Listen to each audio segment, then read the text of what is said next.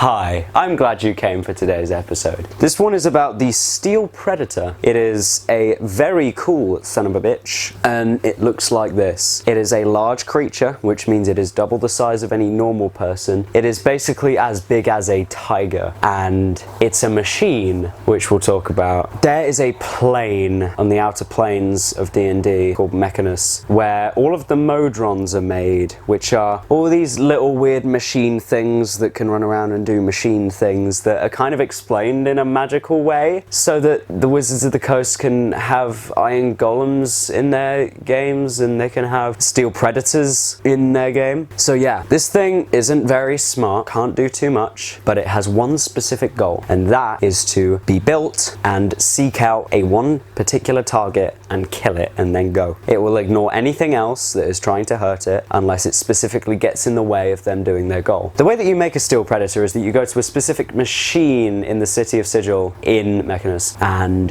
you go like do do do do do, boom boom boom. Hello, I would like a steel predator. Okay, may I please have an item that would perhaps help the steel predator identify where they are? This could be a lock of hair, it could be a well-worn glove, or it could even be like a well-used longsword that you can give to them, and you like feed it to the machine, and out comes a steel predator that can promptly track that target literally across planes of existence, which is amazing. And it can roughly estimate about 1 kilometer around. If it's on a different plane, if it's on the same plane, pinpoint accuracy, they know where it is. So it's a pretty fun thing to whip out on your players and be like, this guy's looking for you, because why the heck would it not be? So, a Steel Predator has an AC of 20, which is good. I should probably specify first, actually. This is a challenge rating 16 creature that you can find in Mordenkainen's Tome of Foes, page 239. It has 40 feet of speed, as well as the 20 AC I mentioned, and then also an average of 207 health, which is decent. It's fairly fast, it's fairly good at taking damage. In terms of skills, it has proficiency in perception, stealth, and survival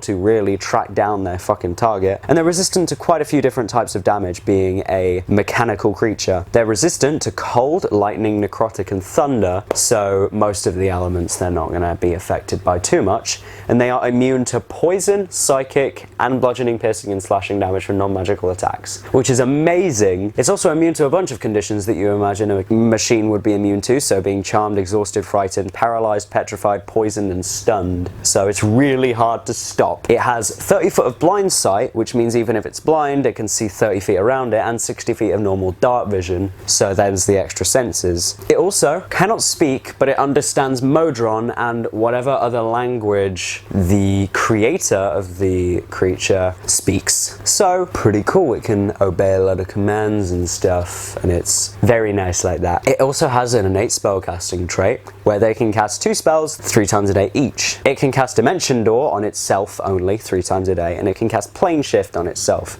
3 times a day only.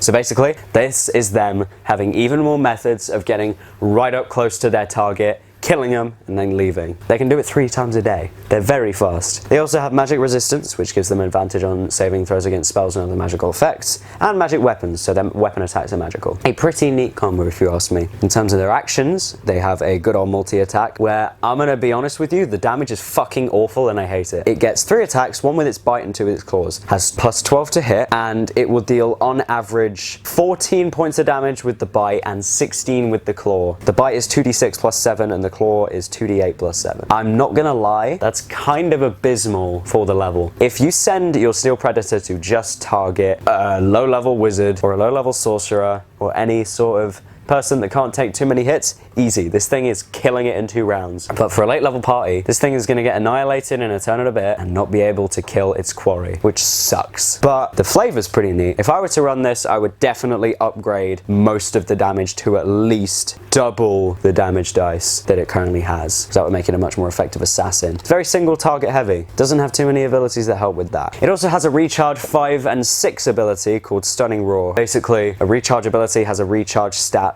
This has 5 to 6, which means if you use it and then you want to use it again, at the start of every single turn after that you've used it, you roll a d6, and if you get a 5 or a 6, the trait regenerates and you can use it again. At the start of the turn, not in action, nothing. So, Stunning Roar is a roar in a 60-foot cone, which is a big range, and everyone in that cone needs to make a DC 19 Constitution saving throw or take 27 points of thunder damage 5d8, and they drop everything they're holding, which is kind of fun, and they are stunned for a minute. And if they succeed, a creature takes half as much damage, and that's it. And if they're stunned, it's not a one-round thing. They get to make a saving throw at the end of their turns. So they're automatically out for a round if they fail, and then that can continue to carry on over, which is super good. And if you direct it at a character with low constitution and they're your prey, just they're unconscious. Easy. As long as you buff the damage up a bit. The Steel Predator can definitely use some work in a few places, so stuff like increased damage, perhaps a better multi-attack, abilities to do stuff like grapple, restrain, and properly hone in on the target. Because for a CR 16 creature, it really does not have too many things to play with, which is a massive bummer. However, it is still an extremely cool monster, and I would definitely recommend running it if you wanted to try something fun. So, that's been the Steel Predator.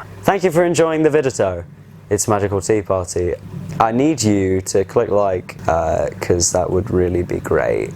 Thank you. I'd really appreciate that. It would certainly help me, and it would help everyone else. It'd help you as well, because you get to see more of this amazing stuff. Bye. This what?